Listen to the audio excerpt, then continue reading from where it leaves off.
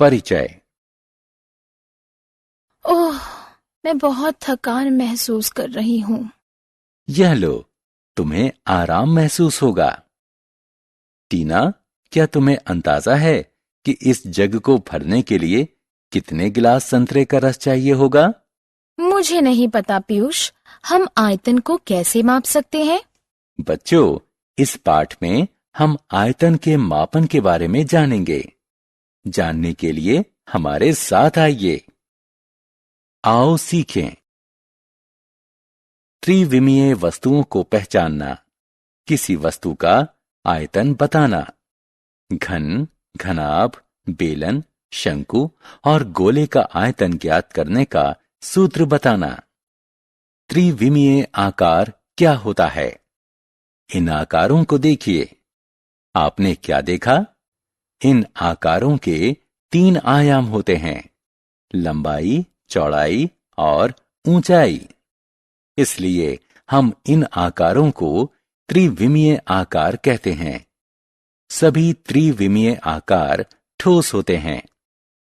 आयतन क्या है?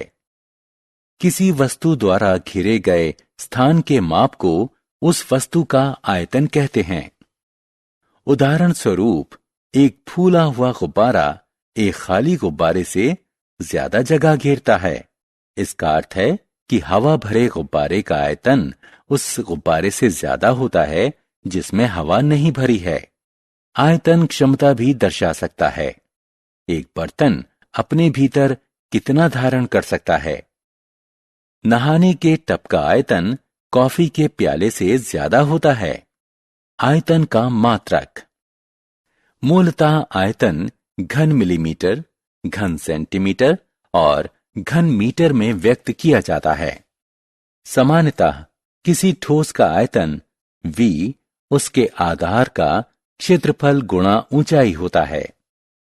यहां A ठोस के आधार का क्षेत्रफल है और h उसकी ऊंचाई है।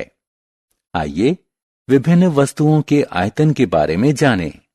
घन का आयतन। देखिए, यह एक घन है जिसके 3 आयाम हैं, लंबाई, चौड़ाई और ऊंचाई। यह एक खाली डिब्बे जैसा है और इसके 6 वर्गाकार फलक हैं जो आकार में समान हैं। आप इसका आयतन कैसे मापेंगे? सोचिए। पहले इस वर्ग को लीजिए जिसकी प्रत्येक भुजा की लंबाई L है। अब इस वर्ग को घन में बदल दीजिए। ध्यान दीजिए कि घन के सभी फलक की लंबाई L है। आयतन प्राप्त करने के लिए हमें बस आधार के क्षेत्रफल A को L से गुणा कर देना है। इस प्रकार इन तीनों L का गुणा करने पर हमें घन L प्राप्त हुआ। अतः घन का आयतन प्राप्त करने का सूत्र है घन L। घनाभ का आयतन। इस बंद डिब्बे को देखिए। यह एक घनाभ है जिसके 6 आयताकार फलक हैं। इसका आयतन की गणना इसकी लंबाई, चौड़ाई और ऊंचाई का गुणा करके किया जाता है। या आयतन बराबर है h गुणा w गुणा l के। बेलन का आयतन। किसी टीन के साधारण डिब्बे या ड्रम के आकार का ठोस बेलन होता है। बेलन के दोनों आधार वृत्ताकार होते हैं। हम जानते हैं कि किसी वृत्त का क्षेत्रफल पाई गुणा वर्ग त्रिज्या होता है। आयतन ज्ञात करने के लिए हम वृत्त के क्षेत्रफल से ऊंचाई को गुणा कर देंगे। अतः बेलन का आयतन पाई r स्क्वायर h के बराबर होता है। शंकु का आयतन। वाह, मजेदार आइसक्रीम! क्या आपको इस बात की जिज्ञासा हुई है कि आइसक्रीम को शंकु में भरने के लिए कितनी आइसक्रीम लगेगी? शंकु पर एक करीबी दृष्टि डालिए। इसका आधार वृत्ताकार है जो एक बिंदु की तरफ छोटा होता जा रहा है। क्या आप आयतन मापने के इच्छुक हैं?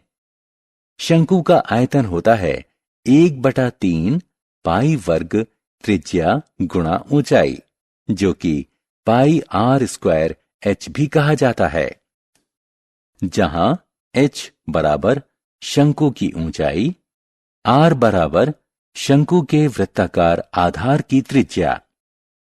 गोले का आयतन। हम इस गोल गेंद को क्या कहते हैं? हाँ, यह गोला है।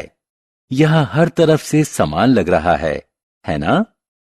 गोले का आयतन ज्ञात करने का सूत्र है 4/3 पाई घन त्रिज्या, जो कि 4/3 पाई r क्यूब भी कहा जाता है। हमने क्या चर्चा की?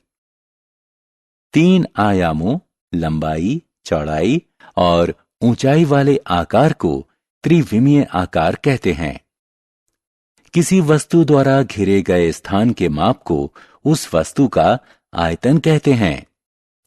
आयतन किसी पात्र की क्षमता भी दर्शा सकता है कि एक बर्तन अपने भीतर कितना धारण कर सकता है।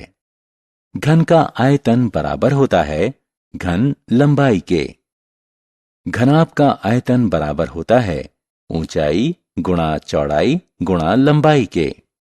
बेलन का आयतन बराबर होता है पाई वर्ग त्रिज्या गुणा ऊंचाई के।